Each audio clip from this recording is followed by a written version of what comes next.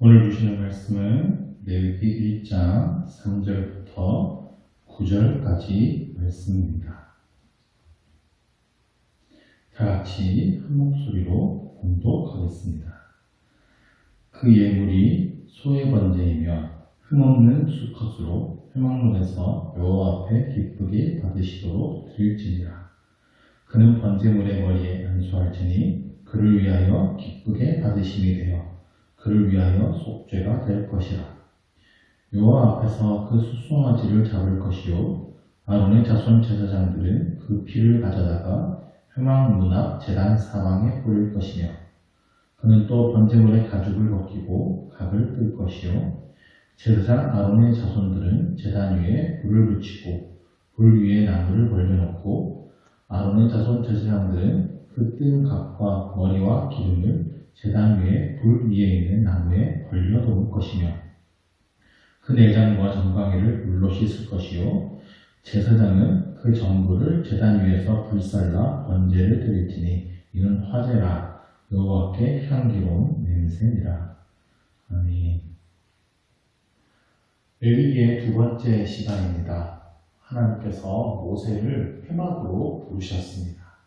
그리고 이제 모세에게 이스라엘 백성들이 드려야 할 제사의 방법들을 가르쳐 주십니다.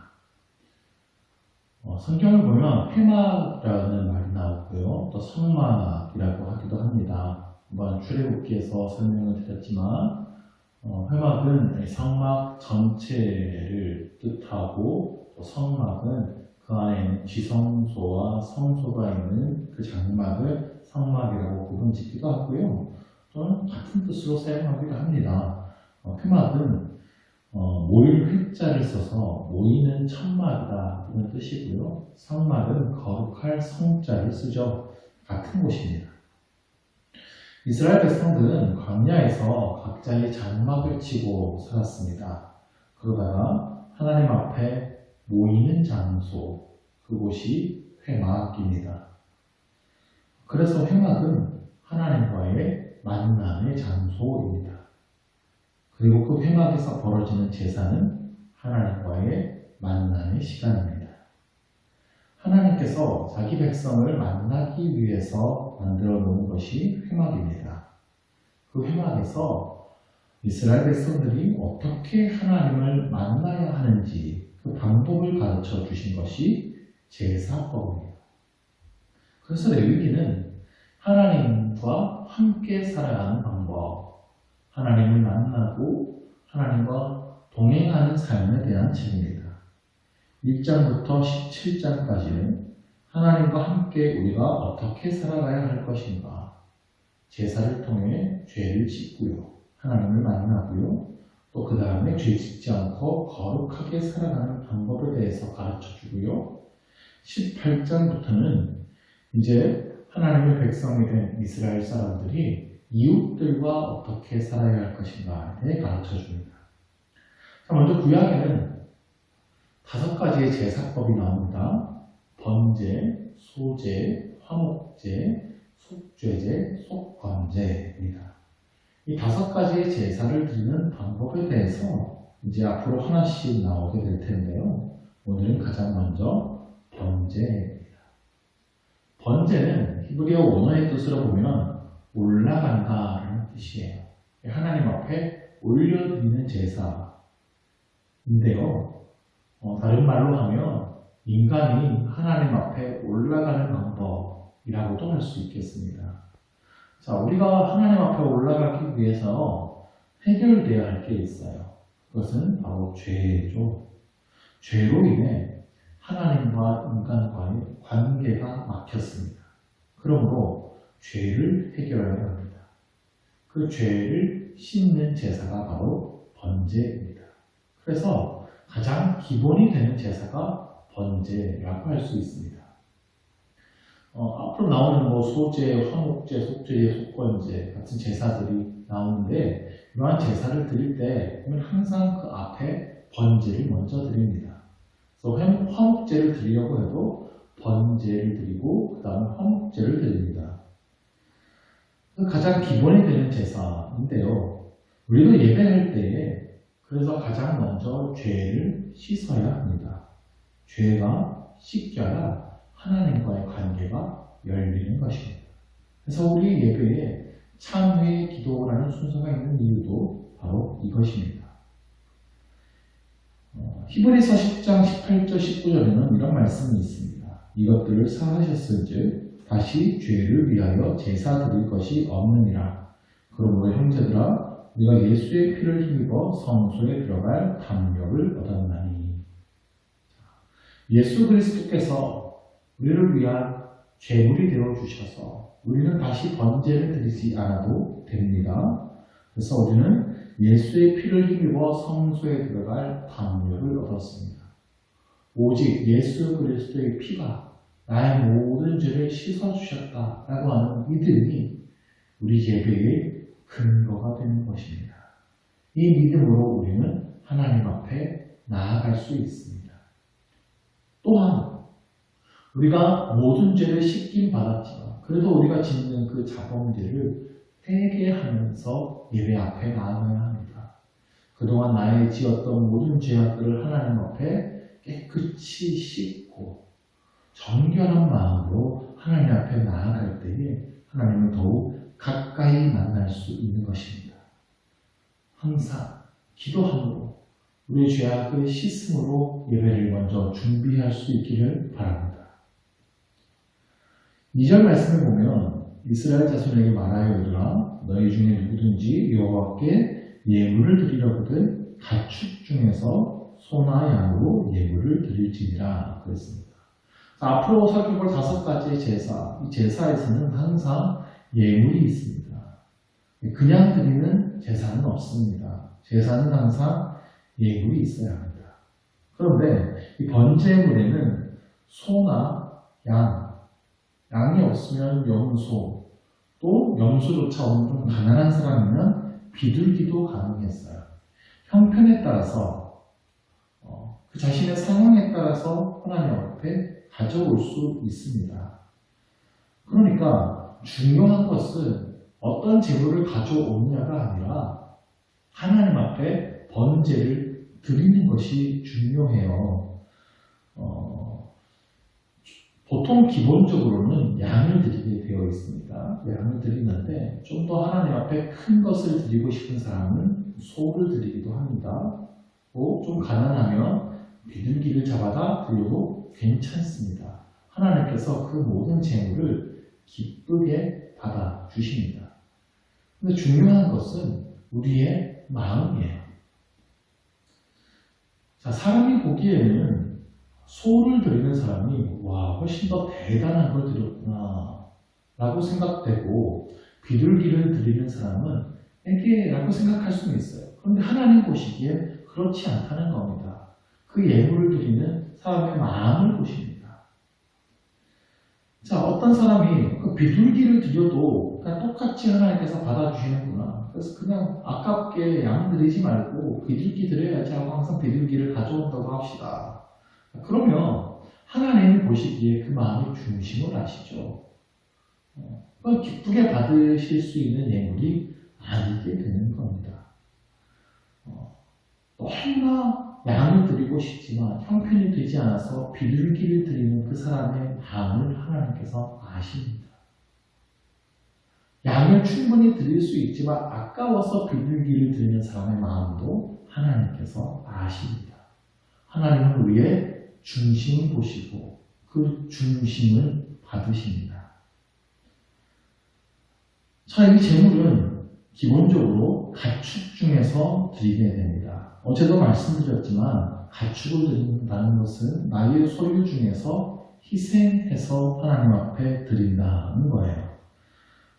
다른 종교의 제물들은요, 사슴이나 노루 같은 것을 사냥해서 바치는 것을 더 귀하게 여겼습니다. 힘과 정성이 더 많이 들기 때문이죠. 그런데 하나님께서는 가축 중에서, 즉 우리 일상의 삶에서 준비해서 가져오라는 겁니다. 3절 말씀을 보면 그 예물이 소의 번제이면 흠없는 수컷으로 회막문에서 여호와 앞에 기쁘게 받으시도록 드릴지니라. 먼저 모든 제물에는요 흠이 없어야 돼요. 자, 흠 없는 제물을 드려야 됩니다. 그럼 한번 상상해 봅시다. 가축 중에서 흠이 없어야 돼요. 그러면 키우는 가축 중에서 흠 없는 것들을 분류해 놓아야 합니다. 혹시 다리를 전다든지 상처가 있다든지 이런 것들 말고 온전한 가축이 있으면 그 어릴 때부터 이건 하나님의 것이라고 구별해 두어야 해요. 여기 성경에 예물이라는 단어가 히브리어로 고르반입니다.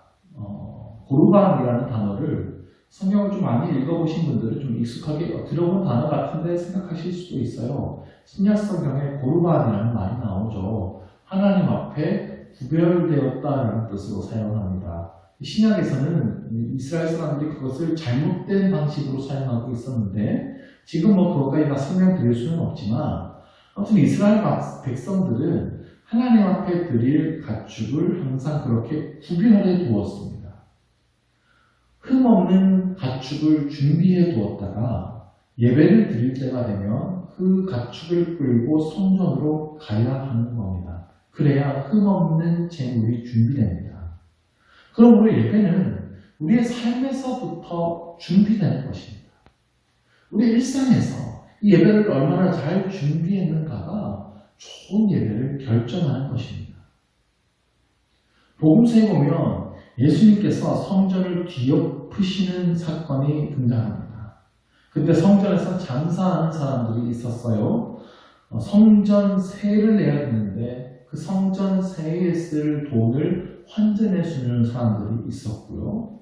또 하나님께 바칠 제물을 성전에서 파는 사람들이 있었어요. 하나님께서는 그들을 향해 진노하시면서 그 상을 뒤엎으셨습니다. 당시 사람들이 그렇게 성전에 왔던 거예요. 제물을 일상에서부터 준비해서 온 것이 아니라 그냥 성전에 와가지고 거기서 파는 제물을 사다가 하나님께 바친 것이죠. 그런 준비 없는 예배, 일상에서부터 구별됨이 없는 예배를 하나님께서는 기뻐받지 않으십니다. 항상 준비된 마음으로 예배의 자리에 나오시기를 바랍니다. 헌금이든 찬양이든 기도든 우리의 모든 마음의 자세들을 우리 일상에서부터 하나님 앞에 구별된 모습으로 살아가며 준비해서 나올 수 있어야 합니다. 제사 드리는 사람이 제물을 가져오면 제사장은 그 제물을 확인합니다. 가축에 흠이 있는지 없는지. 확인이 끝나고 나면 제사 드리는 사람이 제물을 가져가서 그 가축의 머리에 안수하게 됩니다. 나의 죄를 이 짐승에게 전가시키는 거예요. 그리고 그 제물을 자신의 손으로 죽이게 됩니다. 그리고 그 피를 받아서 제사장에게 가져가요. 그럼 제사장은 그 피를 제단에 뿌립니다. 제사를 드리는 사람이 계속해서 그 가축의 껍질을 벗기고 각을 뜹니다. 그 제물의 각 부위를 다 잘라서 제사장에게 가져가요. 그럼 제사장은 그것을 제단 위에 가지런하게 올립니다. 내장까지 다 씻어서 제단 위에 바칩니다. 그리고 제사장은 그 제물을 불로 태워서 모든 것을 하나님 앞에 올려드립니다. 9장 후반부의 말씀을 보면 제사장은 그 전부를 제단 위에서 불살라 번제를 드릴지니 이는 화제라 여호와께 향기로운 냄새니라. 자, 고기와 기름 타는 냄새가 고소하고 좋겠죠. 근데 뒤에 가면 이제 타는 냄새들이 나기 시작할 겁니다. 하나님께서 그 타는 냄새를 좋아하신 것이 아닙니다. 제물은 곧 자기 자신입니다. 제사 드리는 사람이 그 제물 위에 안수하며 나의 모든 죄를 전가시켰습니다. 그러니까 곧 내가 전부가 태워서 하나님 앞에 올라가는 것과 마찬가지가 됩니다. 하나님은 제사 드리는 자의 전부를 하나님께 올려드리는 그 번제를 기쁘게 받아주시는 것입니다. 로마서 12장 1절에 보면 그러므로 형제들아 내가 하나님의 모든 자비하심으로 너희를 권하노니 너희 몸을 하나님이 기뻐하시는 거룩한 산 제물로 드리라. 이는 너희가 드릴 영적 예배니라. 그랬습니다. 우리 몸을 거룩한 산 제물로 드리라고 했어요. 나 자신을 제물로 하나님 앞에 바치라는 겁니다. 2절에 보면 너희는 이 세대를 본받지 말고 오직 마음을 새롭게 함으로 변화를 받아 하나님의 선하시고 기뻐하시고 온전하신 뜻이 무엇인지 분별하도록 하라. 아멘. 하나님께서 기뻐 받으시는 참 제사, 우리의 모든 몸을 하나님께 바쳐드리는 제사는 악한 세대를 본받지 않고 우리 마음을 새롭게 하는 예배입니다. 하나님의 말씀을 통하여서 하나님의 선하시고 기뻐하시고 온전하신 뜻을 깨달아 그 말씀대로 살아가는 삶의 예배입니다. 말씀을 통해 우리 마음을 새롭게 해야 합니다. 변화를 받아야 합니다. 하나님의 뜻이 무엇인지 말씀을 통해 분별해야 합니다. 그 말씀을 붙들고 그 말씀대로 살아가는 삶의 예배를 드려야 하는 것입니다. 이것이 참된 예배입니다. 그 말씀 앞에 나 자신은 완전히 죽어져야 하는 거예요. 나를 말씀 앞에 죽이고 그 말씀 앞에 나를 온전히 바쳐서 나의 삶을 하나님 앞에 올려드리는 예배가 번제의 예배입니다. 우리가 드리는 매 주일의 예배와 매일의 예배가 또한 매일의 삶의 예배가 이렇게 하나님께서 온전히 받으시는 예배가 될 수 있기를 주님의 이름으로 축원합니다. 기도하겠습니다. 하나님 아버지, 우리와의 깊은 만남을 위하여서 예수 그리스도의 피의 제사로 하나님과의 우리 관계를 열어주신 주님께 감사드립니다. 우리가 하나님과 만나게 되었으니 하나님 앞에 온전한 예배 드리기를 원합니다. 우리의 삶을 모두 바치는 우리의 삶에서부터 준비된 참된 예배를 드리게 하여 주옵소서. 주님 기뻐 받으시는 삶의 예배를 드리게 하여 주옵소서. 날마다 주님의 말씀을 붙들고 우리 삶을 구별하여 하나님의 선하시고 기뻐하시고 온전하신 뜻을 깨달아 그 말씀대로 살아가는 삶의 예배를 드리게 하여 주옵소서. 우리의 전체의 삶이 주님 기뻐 받으시는 향기로운 제사가 되게 하여 주시옵소서. 예수 그리스도의 이름으로 기도드립니다. 아멘.